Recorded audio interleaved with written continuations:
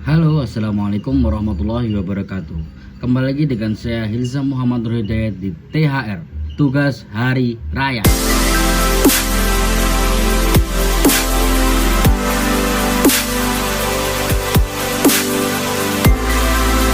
Oke, jadi ini adalah tugas dari Bapak Mukhlison dalam mata kuliah P3, pengembangan perangkat pembelajaran. Di sini saya akan mengajarkan pada kalian tentang hidup sehat, gerak dasar, elemen-elemen gerak dasar, dan literasinya.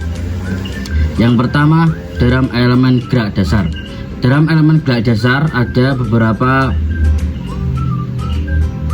pola gerak dasar, ya, keterampilan gerak secara umum, ya, yaitu pertama gerak mandiri. Gerak mandiri ini adalah gerak yang tidak mencontoh orang lain atau gerak secara natural pada diri orang. Lalu berupa aktivitas permainan dan olahraga. Nah, banyak sekali macam-macam contoh olahraga seperti sepak bola, badminton, dan lain-lain. Nah, itu juga termasuk dalam elemen keterampilan gerak. Nah, aktivitas lain seperti senam dan aktivitas gerak berirama dan juga olahraga air seperti renang, itu pun juga adalah elemen keterampilan pada gerak. Nah, terus ada elemen pemanfaatan gerak. Itu yang pertama ada pemanfaatannya adalah pengembangan kebugaran jasmani sesuai ukuran intensitas aktivitas jasmani. Nah, latihan pengembangan kebugaran ini adalah dilakukan dengan antara ringan hingga sedang untuk anak SD.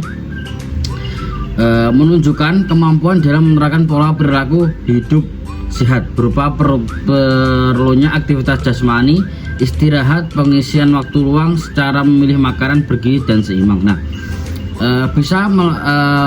kalian bisa untuk menerapkan, ya, bagaimana perilaku hidup sehat seperti rajin berolahraga, terus aktivitas yang baik, terus istirahat yang cukup, tidak bergadang, dan pengisian waktu luang serta memilih makanan yang bergizi seperti halnya buah-buahan atau contohnya lain.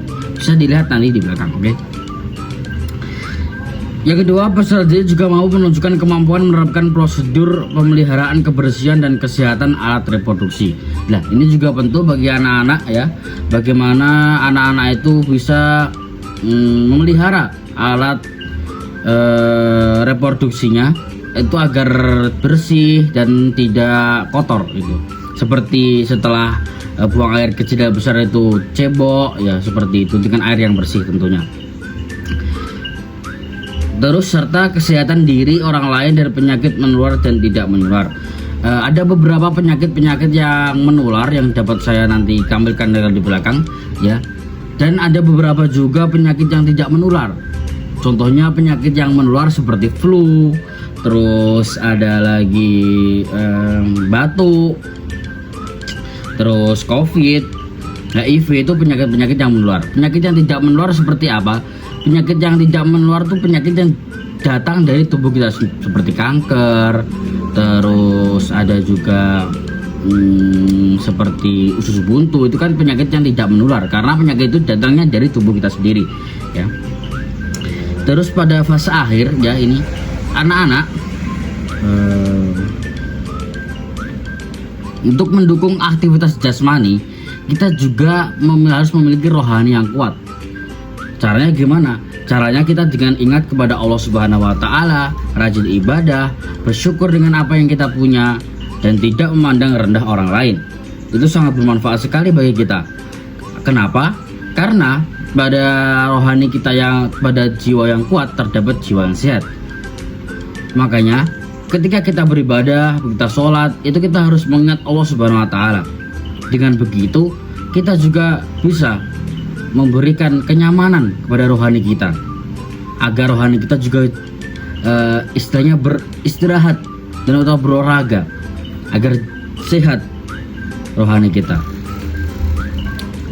Contoh lain seperti kita berzikir kepada Allah setelah sholat. Nah, zikir setelah sholat itu memang ada beberapa ulama yang menganjurkan dan tidak. Tapi kita lihat manfaatnya. Kalau kita berzikir setelah sholat, kita mengingat Allah, apakah itu salah? Tentu tidak. Makanya berzikir itu sangat dianjurkan sekali. Karena dengan kita berzikir, kita mengingat Allah, rohani kita akan tenang, jiwa kita akan tenang. Dengan begitu, hal-hal dari luar, masalah-masalah dari luar yang kita hadapi akan lebih mudah kita selesaikan. Dengan begitu, masalah tersebut akan kita lewati dengan cepat gitu loh. Kalau kita mabuk-mabukan, menghindari masalah dengan mabuk-mabukan, minum-minuman alkohol, terus ngepil, itu kan nggak baik. Rohani kita juga tidak sehat. Cukup sekian penjelasan dari saya, kurang lebihnya mohon maaf. Wassalamualaikum warahmatullahi wabarakatuh.